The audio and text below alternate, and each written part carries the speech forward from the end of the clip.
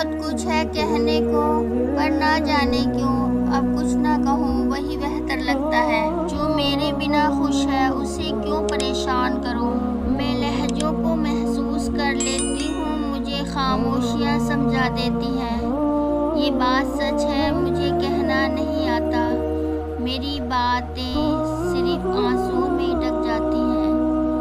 میں ہر وہ بات محسوس کرتی ہوں جو لہجوں میں چھپے زہر آلود تیروں سے بھرپور ہوتی ہے۔ جب لوگ راستے الگ کرنے کا فیصلہ کر لیتے ہیں تو سب سے پہلے وہ رابطے کم کر دیتے ہیں۔ غضب کی دھوپ تھی اپنائیت کے جنگل میں، شجر تو بہت تھے مگر کوئی سایہ دار نہ تھا۔ مجھے اب الجھنا نہیں آتا، اب میں ہار مان جاتی ہوں۔ ضروری نہیں کچھ غلط کرنے سے دکھ ملے، حد سے زیادہ اچھا ہونے کی بھی قیمت چکانی پڑتی ہے۔ لوگ ہماری ذات کا ایک صفحہ پڑھ کر پوری کتاب خود لکھ لیتے ہیں۔ مشکلوں سے انسان کو نکالنے والی صرف اللہ کی ذات ہے۔ وہ اللہ ہی تو ہے جو دل کی خاموشی کو بھی جان لیتا ہے۔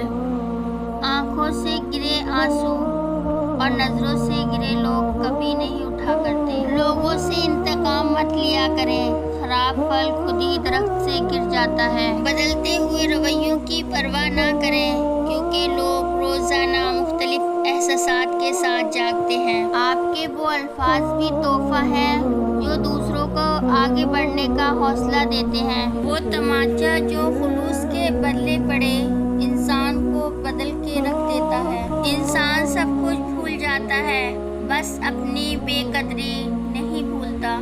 جب لوگوں کی حقیقتیں سامنے آنے لگتی ہیں تو اکثر انسان تنہائی پسند ہو جاتا ہے۔ میں نے اخلاص کے شیشے میں اپنا لہو پیش کیا، پھر بھی جو لوگ منافق تھے منافق رہے۔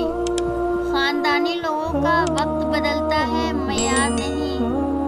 بد نسلوں کی قسمت بدلتی ہے، اوقات نہیں۔ یا اللہ، تیرا اور میرا تعلق ہمیشہ برقرار رکھنا۔ دور رکھ مجھے ہر اس چیز سے جو تیری یاد سے غافل کر دے۔ یا اللہ، میرے دل سے ہر وہ چیز کی طلب مٹا دے جو مجھے مایوس کرتی ہے۔ بس اگر میری اس ویڈیو میں آپ کو کچھ بھی اچھا لگا ہو تو مجھے کمنٹ کر ضرور بتائیے گا۔ لائک کر کے اس چینل کو سبسکرائب بھی ضرور کر دیجیے گا۔ اللہ آپ کو شاد و آباد رکھے۔ جزاک اللہ۔